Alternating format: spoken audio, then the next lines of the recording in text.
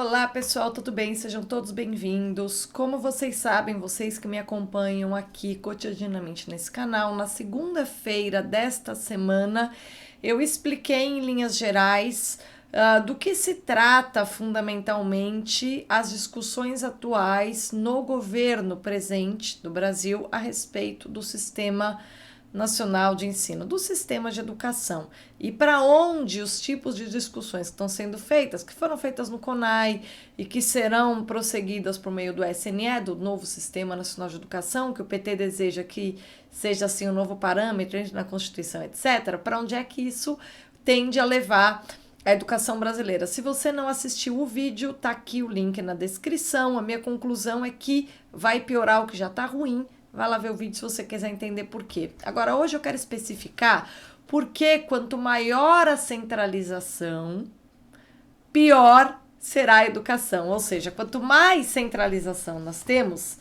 menos a gente tem educação. Quanto mais controle, menos educação, tá? E hoje eu quero explicar para vocês por quê. São 3 razões que estão relacionadas e eu vou ser bem específica para explicar para vocês porque é que eu como professora me posiciono de maneira tão enfática contra todo tipo de tentativa de centralização nas políticas públicas envolvendo educação em qualquer país, tá? Por que é que eu sou tão contra a centralização?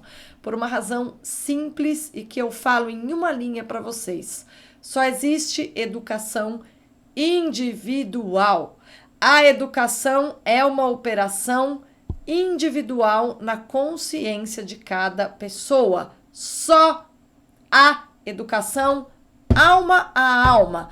Se o sistema que a gente tem obriga que isso seja feito numa sala com 20, 30, 40 alunos, ainda assim a educação será alma a alma. Daí a dificuldade de achar bons professores, porque você vai precisar encontrar uma pessoa que tenha a habilidade de fazer o alma a alma num grupo. Então é um professor que tem de ter, digamos assim, habilidades emocionais e intelectuais desenvolvidas. Você tem que ser uma pessoa que consiga sacar, pelo menos minimamente, quem são as pessoas que estão diante de si e conseguir e produzindo várias explicações em vários níveis que contemplem aquelas pessoas. Porque na prática, concretamente, educação é sempre individual.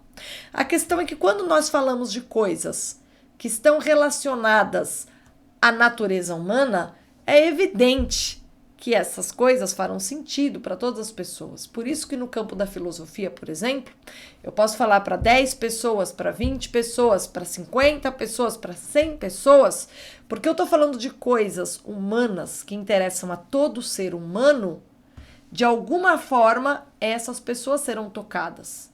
Então este saber, que é o saber filosófico, como ele se ocupa justamente de coisas que são absolutamente fundamentais para a alma humana, são coisas que de alguma forma fazem com que o homem se volte à sua consciência, esse alma a alma vai acontecer ainda que você tenha um professor e um certo grupo. Tá? E aí que você consegue entender por que é que o Olavo de Carvalho, por exemplo, teve tanto impacto no Brasil. Porque ele era um filósofo. Então ele falava de assuntos relevantes para qualquer pessoa que se dispusesse a ouvir entender o que ele estava falando. Ele conseguia falar para seres humanos, tá? Interessados em entender alguma coisa. Mas na prática não importa o que uma pessoa está aprendendo. O aprendizado é sempre individual. Consequentemente, é óbvio que para a escola, essa coisa de você colocar pessoas numa classe que existe há muito tempo, embora os modelos tenham sido diferentes ao longo do tempo e os modelos anteriores ao nosso sejam muito superiores ao nosso. O nosso modelo atual é um modelo elaborado, digamos assim, no século XIX, que sofreu alterações no século XX. Qual que é a base do século XIX? Dizer que quais são as disciplinas básicas que todo homem deve saber para ser útil na sociedade. Isso é a influência positivista do século XIX. Influência do século XX. Peraí, o homem que vai na escola, se ele vai ser útil para a sociedade, ele tem que ser útil para o mercado de trabalho. Quais são as habilidades que a escola deve infundir no ser humano para que ele seja útil para o mercado? Esse aí é a influência tecnicista. E aí a gente tem a terceira camada que destrói o negócio total, que é o seguinte: influência marxista. Na escola, você tem uma audiência cativa pronta para ouvir o que o professor vai fazer. Puxa, a escola é um ambiente apropriado para eu produzir a homogeneidade de consciência e conseguir ter poder hegemônico sobre a alma das pessoas, ou seja, conseguir moldar a mentalidade de uma sociedade de modo a ela querer votar em mim para eu chegar no poder. Então você tem essa camada que tem a ver com estrutura, disciplinas, etc., até a hierarquia daquilo que você tem mais aula, aquilo que você tem menos aula, entendeu? Esse modelo enciclopedista é positivista. E aí você tem a finalidade da escola para formar pessoas que vão ser úteis para a sociedade, para o mercado de trabalho. Camada tecnicista pragmática, né? Que isso vem muito da reflexão sobre a educação dos Estados Unidos. E aí você tem a terceira camada, que é o uso da escola como instituição privilegiada para você moldar a mentalidade de um povo, né, desde criancinha. Terceira camada. Bem, isso aí é evidente que, na verdade, mina totalmente a forma da educação, mina completamente o objetivo da educação, que é formar as pessoas, tá? E o problema é o seguinte: quanto mais você tem controle e menos você tem flexibilidade, além da escola já estar submetida a essas três grandes influências, se você tiver o controle, significa que você não vai ter a flexibilidade para fazer o trabalho de educar alma a alma, ou seja, chegar em cada aluno seu, a fazer com que as pessoas compreendam o que você está tentando ensinar, né? Você não vai conseguir fazer isso sem flexibilidade, tá? Porque quanto mais se centraliza, mais as regras são as mesmas para todo mundo. Imagina o Brasil como um país com um monte de regiões. Como é que você unifica o conteúdo, né? A maneira de aprender biologia, sei lá, em São Paulo, no Rio Grande do Sul, no Vale do Jequitinhonha, e sei lá, no meio da Bahia, numa escola próxima à Chapada, não pode ser a mesma, entendeu? Imagina numa escola na Amazônia. Então, a maneira de aprender sobre os seres vivos é ridículo que ela seja a mesma em todas as regiões. Cada uma dessas regiões é propícia para que você flexibilize a maneira como você vai fazer as crianças entrarem em contato, por exemplo, com o mundo da biologia. Então, flexibilidade é a chave para você ter alguma educação nesse modelo tosco que é o moderno, que eu vou falar. Opinião, isso é uma questão de opinião. Nosso modelo atual é uma grande porcaria, é um total lixo, mas é possível que aconteça a educação com esse modelo péssimo que nós temos? É possível. Como? Com flexibilidade. Por quê? Basicamente, porque professor que é professor consegue fazer o outro aprender coisas, se interessar pelo mundo, se encantar pela vida, consegue despertar o interesse daquele que está na sua frente para alguma coisa. Se ele tiver flexibilidade, ou seja, se deixar o cara trabalhar, ele vai conseguir educar, assim, pelo menos do ponto de vista formal, para alguns aspectos da realidade, algumas pessoas que estão na frente dele, tá? Ou no mínimo para uma tomada de consciência, etc. O professor com flexibilidade consegue trabalhar. Se a flexibilidade é a chave da gente ter algum sucesso no campo da educação, nesse modelo moderno que é ruim, que não é propício para a educação, mas com flexibilidade a gente tem alguma chance, tá? A gente chega ao segundo ponto.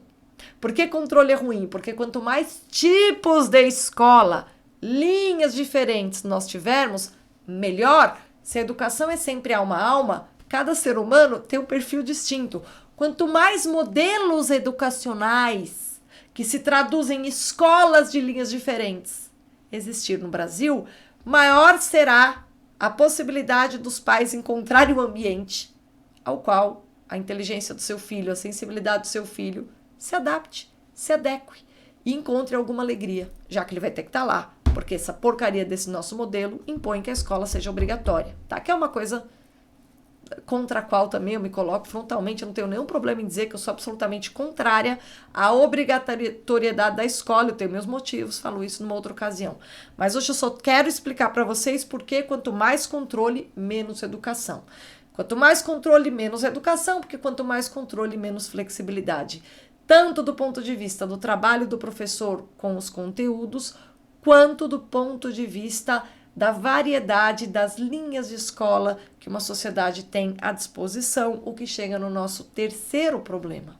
Bem, se a flexibilidade é a chave do sucesso e ela deve se traduzir numa liberdade absoluta do professor com relação a material, planejamento curricular, quem é que vai falar para mim como é que eu tenho que dar a filosofia? Sou eu que vou fazer meu planejamento. Sou eu que vou dizer como é que eu consigo transmitir essa prática, esse saber para algumas pessoas. E é óbvio que tem de ser eu, porque tem de ser algo que eu seja capaz de ministrar. Então, eu preciso elaborar um programa, claro, para eu ser professor eu tenho que saber o básico, mas eu preciso elaborar um programa sobre o qual eu tenho um domínio absoluto. Se eu for obrigada a trabalhar com material definido, e se eu não dominar o material? A filosofia, pelo amor de Deus, são mais de 2000 anos de história da filosofia. É humanamente impossível que as pessoas tenham um domínio muito bom sobre as mesmas coisas. É claro que o básico todo mundo tem que saber, mas não é o básico que determina o material escolar dessa disciplina, por exemplo, tá? Então, mesmo quanto à literatura, nós temos, sei lá, 3.000 anos de história literária. Se você estabelecer que a literatura a ser aprendida é essa, você inviabiliza que um professor que saiba muito de literatura, por exemplo, sei lá, medieval, forme seus alunos em literatura explorando o universo da literatura medieval. Você está entendendo? Quer dizer, você tira a flexibilidade, margem de trabalho de um professor que poderia ensinar a literatura mesmo, as habilidades literárias, a produção de texto, a interpretação, através deste universo que é a literatura medieval, porque tem que ser esse, aquela, nesse, tá? Quanto mais controle dos materiais, da carga horária, de tudo que vocês imaginam, pior a educação. Quanto menos modelos de escola, pior a vida dos pais, que têm de encontrar um lugar onde seus filhos se sintam bem. Terceiro, a história da inclusão. Sim, vou falar disso também. Quanto mais controle, menor a flexibilidade com relação às pessoas que têm alguma dificuldade, seja cognitiva, seja de outro tipo, para se adaptarem à escola, tá? Porque, de alguma forma, a escola vai ficar amarrada a regras e essa história da inclusão na escola tem um ponto que é muito positivo. Ela prova a história de que cada ser humano é único e precisa de um tratamento absolutamente individualizado para aprender. Ai, se eu pudesse criar um currículo, por exemplo, filosofia, só para um aluno que eu conheci recentemente que tem uma necessidade específica. Cara, eu ia arrebentar, eu ia conseguir ensinar tanta coisa para ele. Mas não dá, porque eu tenho que lidar com uma classe. E eu vou perder essa oportunidade, tá? E as escolas perdem essa oportunidade, porque a flexibilidade é muito pequena. Até nesse terceiro campo, que é o da inclusão. A inclusão fica prejudicada com o controle. Então, como é que a gente quer defender um modelo de educação inclusiva sobre o qual todo mundo enche a boca para falar, se a gente tem cada vez menos flexibilidade para trabalhar nas salas de aula? Bom, esse foi o minha terceira manifestação a respeito das discussões sobre educação que acontecem no Brasil. E eu vou parar por aqui porque eu realmente acho que eu falei o essencial. Quando eu tiver mais notícias sobre o fim que levou a história do CONAI e do SNE, eu volto aqui. Mas se você é professor, pensa nisso. Lute pela flexibilidade. Se você é diretor de escola, pensa nisso. Você sabia que o Sistema Nacional de Educação pode, digamos assim, tirar essa flexibilidade que a gente já perdeu, né, de 2010 para cá, de vários modelos de escola estarem aí na sociedade? Qual é o modelo da sua escola? Qual é a maneira que você entende que é legal de ensinar coisas para os alunos de vocês? Você já imaginou esse seu modelo ser considerado inadequado porque ele não se adequa a um certo Sistema Nacional de Educação? Sua escola será, digamos, tornada ilegal. Sua escola já não vai poder funcionar. né? A gente antigamente tinha no Brasil muito mais linhas diferentes de escola. Por isso que a educação funcionava melhor. Quanto maior vai ficando o controle, e de 2010 para cá só está piorando, quanto maior vai ficando o controle, pior vai ficando a nossa educação. Pensa nisso e não abra mão do alma a alma. E dane-se o que diz a burocracia e dane-se o que diz essa porcaria desses sistemas criados pelas facções políticas para que eles tenham poder. Não para que o aluno que está na sua frente aprenda alguma coisa. Trabalhe pelo aluno e ignore o que diz o governo. Os governos estão interessados em poder, não em formar o próximo. Se você é professor, pensa no próximo e esqueça o governo. Obrigada pela companhia, até a próxima.